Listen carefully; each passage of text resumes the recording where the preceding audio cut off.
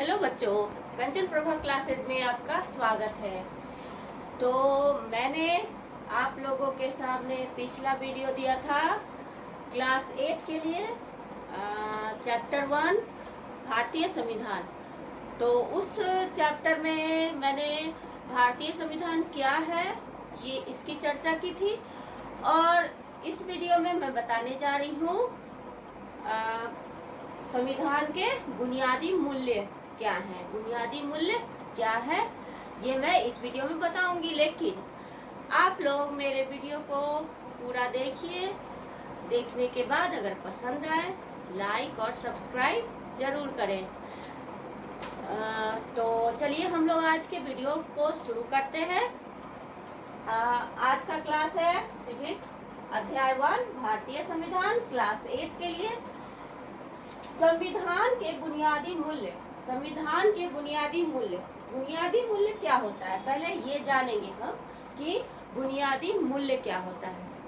तो बुनियादी मूल्य हम किसे कहेंगे? किसी भी देश के संविधान में आमतौर पर जिन मूल्यों को शामिल किया जाता है वो संविधान का बुनियादी मूल्य होता है।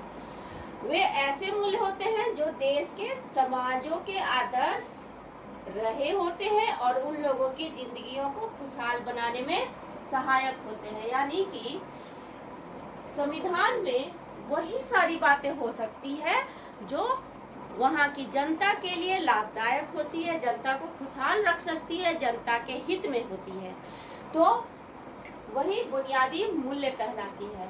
तो संविधान में, हमारे भारत के संविधान में क्या क्या बुनियादी मूल्य हैं आज हम उसकी चर्चा करने जा रहे हैं। यहाँ पे मैंने एक एक करके लिख दिया है। संविधान के बुनियादी मूल्य क्या है? 5 हैं। भारत के संविधान के बुनियादी मूल्य 5 हैं। पहला है लोकतंत्र, दूसरा है स्वतंत्रता, तीसरा है समानता, चौथा है न्याय और 5वां है धर्मनिरपेक्षता। तो सबसे पहले हम लोकतंत्र की बातें करेंगे। लोकतंत्र क्या होता है? लोकतंत्र जनता या नागरिक द्वारा बनाई गई प्रणाली व्यवस्था। जनता या नागरिक द्वारा बनाई गई प्रणाली व्यवस्था, ये हम क्यों कह रहे हैं? क्योंकि यहाँ कोई भी व्यवस्था जो होती है सरकार द्वारा चलाई जाती है और सरकार कौन चुनता है? जनता चुनती है। तो इसलिए हम कह सकते हैं कि जनता या नागरिक द्वारा बनाई गई प्रणाली व्यवस्था, तो इसी को हम लोग लोकतंत्र कहते हैं। लोगों के द्वारा बनाया गया तंत्र, लोगों के द्वारा बनाया गया नियम। तो हमारे संविधान के बुनियादी मूल्यों में पहला है लोकतंत्र, जो जनता के द्वारा ये व्यवस्था बनाई जाती है। दूसरा है स्वतंत्रता। स्वतंत्रता का अर्थ तो सबको मालूम होगा। स्वतंत्रता का अर्थ है बिना बंधन के अपनी इच्छा अनुसार कार्य करने की आजादी। स्वतंत्रता का मतलब हुआ यहाँ पर कि अपने इच्छा अनुसार यहाँ की जनता, भारत की जनता जो इच्छा हो, जैसा भी इच्छा हो वो कर सकती है। अपना काम, जिस प्रोफेशन में वो जाना चाहे, जो भी काम करना चाहे वो करने को बाध्य है। किसी दूसरे उसके ऊपर बाध्य नहीं कर सकते हैं उसको कि ये काम आप नहीं कर सकते हैं। तो ये उसमें स्वतंत्रता है कि वो कोई भी काम कर सकते हैं। तीसरा है समानता। प्रत्येक व्यक्ति को अपनी प्रगति एवं विकास के लिए समान अवसर एवं व्यवहार मिले। सभी व्यक्ति, वो कोई भी हो, कितने भी धनी हो, कितने भी गरीब हो, कितने भी उनका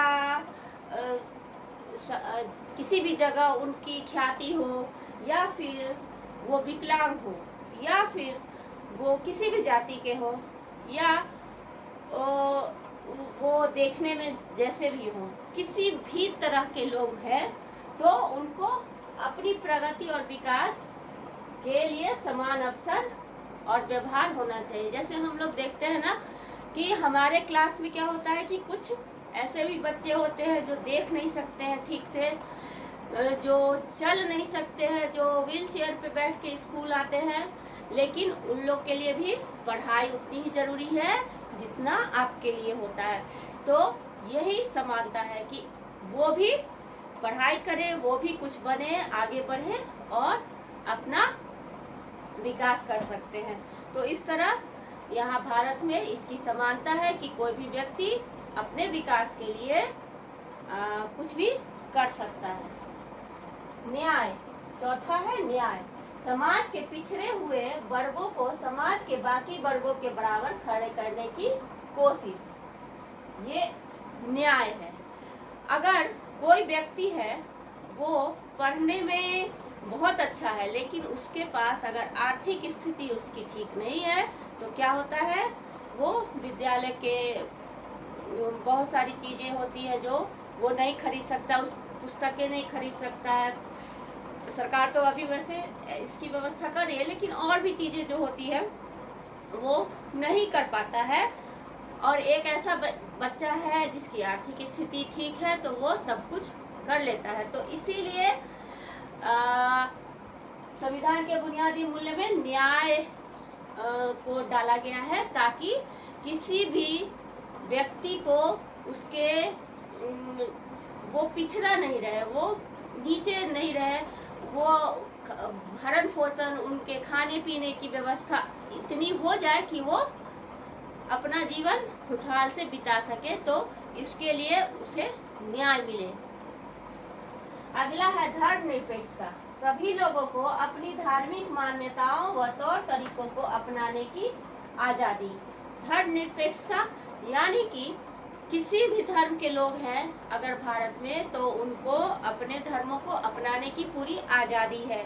जैसे कोई अगर हिंदू है तो वो उससे रिलेटेड जितने भी चीज़ें हैं, त्यौहार हैं, उनकी परंपराएं हैं, वो कर सकता है। इसके अलावा अगर कोई मुस्लिम है तो उससे संबंधित जो भी त्यौहार है, उससे संबंधित जो भी उनकी अपनी परंपराएं हैं, जीने का तरीका, तौर तरीका है, सब वो कर सकते हैं। ये हिंदू मुस्लिम ही नहीं, जानते हैं आप कि भारत में कितने जाति के धर्मों को मानने वाले लोग रहते हैं। भारत में कुल 8 धर्मों को मानने वाले लोग रहते हैं। तो सभी धर्मों को अपना अपना धार्मिक मान्यताओं, तौर तरीकों को मानने का पूरा अधिकार है, आज़ादी है। वो यहाँ पे अपने धर्मों के हिसाब से रह सकते हैं, अपने धर्मों के हिसाब से त्यौहार मना सकते हैं। बहुत देश में ऐसा होता है कि वहाँ जो लोग रहते हैं, जिस जाति के धर्म के लोग रहते हैं, बस वही लोग उस त्यौहार को, उस परंपरा को मना सकते हैं, दूसरे जाति धर्म के लोग नहीं। लेकिन भारत में ऐसा नहीं है। संविधान के बुनियादी मूल्य में हम लोगों ने ये 5 चीजें देखी। तो इन 5 चीजों को आपको ध्यान से देखना है और समझना है। तो मैं थोड़ा जूम कर देती हूँ ताकि आप इसका स्क्रीनशॉट लेकर रख लें। अगला वीडियो फिर मैं दूसरे दिन बनाऊंगी और आपको भेजूंगी। धन्यवाद।